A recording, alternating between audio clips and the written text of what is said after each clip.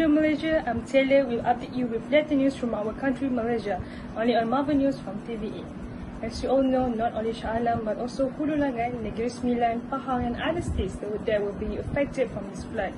The disaster has affected many citizens and causes damage in their cities. So there have been few incentives the government have been planned, and now let's hear itself from our Prime Minister. Assalamualaikum and selamat sejahtera to all Malaysians out there. As you all know, Malaysians have been hit by the big flood and affected many states including Selangor, Pahang, Negeri Sembilan and others. So government have implemented recovery plan to help for the victim and also to help to boost our country's economy. So that there are two main parts that will be focused on. Firstly, we will be focused on the victim of the flood. Secondly, we will focus on to help the SME business. So firstly, to help the victim of the flood, the government has allocated 100 million ringgit for the flood victim with the help of NADMA, National Disaster Malaysian Agency. And secondly, government plan to give cash for each household that were affected to help them to buy all the necessary things that have been damaged like mattress, clothes and others. Government agency also like Bank Simpanan Nasional will provide interest-free personal loans and also moratorium payments for the first 6 months for the victim. This will help the victim to buy replacement for household equipment and furniture that are destroyed in the flood. And government also will allocate discount voucher with the purpose to repair private vehicles of a victim and also to help the automobiles company. And for the second part, SME business, government plan with the help of government agency like Bank Negara Malaysia has allocated 200 million ringgit to build a fund for the SME. The initiative is to help SME that were affected with have reduction or deferment of installation payments of rental up to 6 months.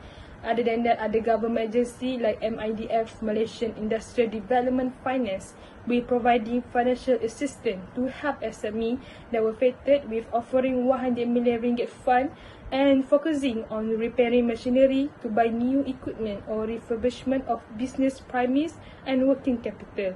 And I, as a Prime Minister, feel sympathized to those who were affected, and hopefully with the initiative that government have been planned can help to those all the victims that were affected.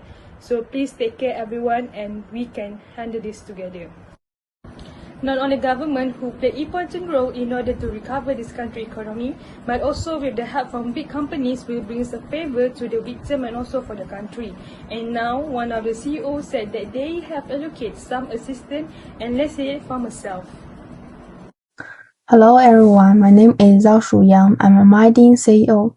Maidin Mohan Holding Berhad is Malaysia's largest homegrown halal hypermarket and retail chain.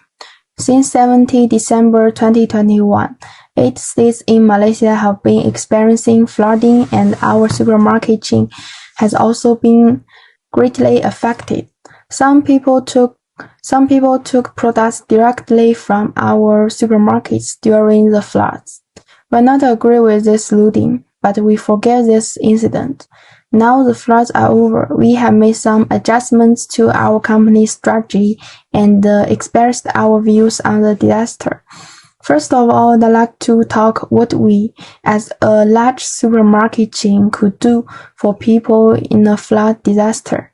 Maidin's brand name signifies convenience, quality, and value for money. Before the disaster, it was also important to do what our company's mission. Secondly, I would like to talk how to get our business back up and running after the flooding. Before returning to supply chain system, it's important to inspect, repair, and restore the relevant equipment in order to ensure safety.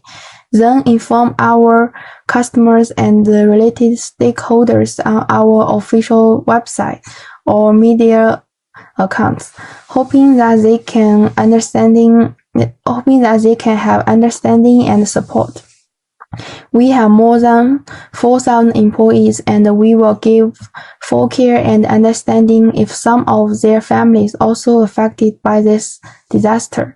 For the loss of the company, we will contact the insurance company as soon as possible to reduce the company's loss. Finally, we will do our best to achieve advantage in the business after flooding. The main thing is to offer our customers the right products at the right time and at the right price, while ensuring quality service. This requires an excellent operating model to achieve speed of marketing from supplier to customer. We're known for selling its products at wholesale prices, and 40% of our business is wholesale. After the flooding, the company will further compress the prices of our goods to win the market, which is our main business strategy. This is all I want to say. Other than that, in order to recover this country's economy, there are many important factors that we need to emphasize so that with all the incentives that have been put effort will become successful and helpful, not only for the victim but also for the country. So we have invited an economist to share his thoughts on ways to improve and boost up our economy from this natural disaster. Post-flood reconstruction should be financed by a temporary increase in physical deficits. First of all, we should study the impact of flood on economy, and we need to assess the physical damage to local industry, agriculture, and economy. They use the results of assessment to implement the economic recovery plan, and we study and analyze the construction of flood control engineering facilities and the formulation of flood control measures in order to reduce economic losses to minimum through the most economical and reasonable way to resist floods.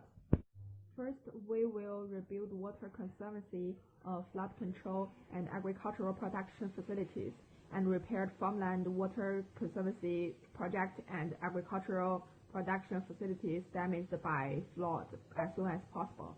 Second, we need to quickly restore traffic facilities and rush to repair damaged roads, bridge, and other traffic facilities to ensure transportation demand and people's travel needs.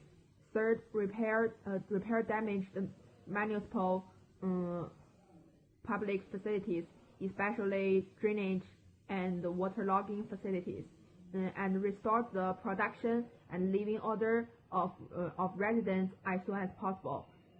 Fourth, the reconstruction of residential housing and public service facilities such as schools, hospitals, community service, and other livelihood facilities, inspection and emergency repair. Finally, we need to strengthen our capacity for disaster prevention and mitigation. Thank you for the sharing, Mrs. Zhang. And that's all for today. Time for Marvel News. That's all for today, and we'll be back with some more news update on tomorrow morning. Until then, stay tuned, have a great day, and stay safe.